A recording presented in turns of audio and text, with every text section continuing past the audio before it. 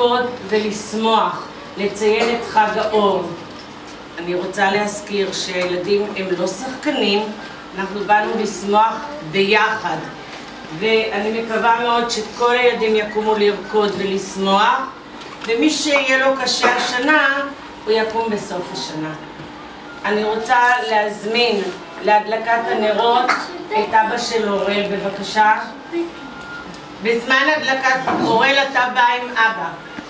בזמן הדלקת הנרות אני מבקשת לכבד את המעמד בשקט וכבוד. בבקשה. אם אתה יכול מצד שני, שההורים יראו, נשמח. אמא של מוטי, אתה יכול להיכנס לשבת.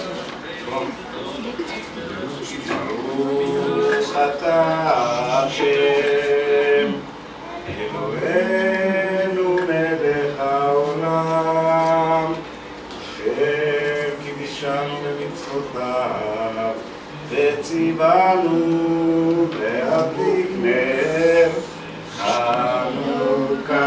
ביחד.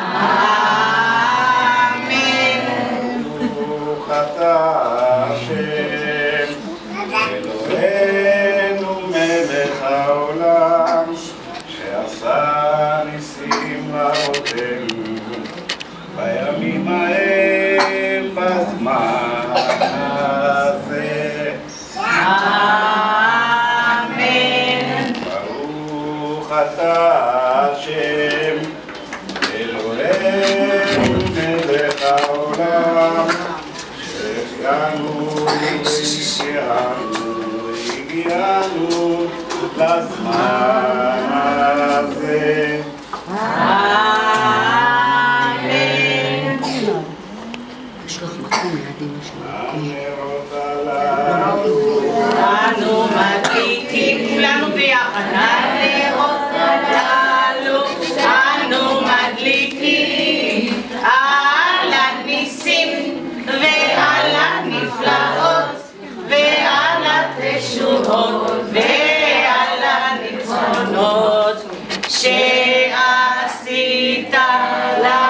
לאבותינו, שעשית לאבותינו בימים ההם, ההורים, בימים ההם, בימים ההם, בזמן הזה. מעוז ישועתי, לך נאה לשבח. תיכון, תכבי טוב בבקשה. תפילתי ושם תודה לשבח.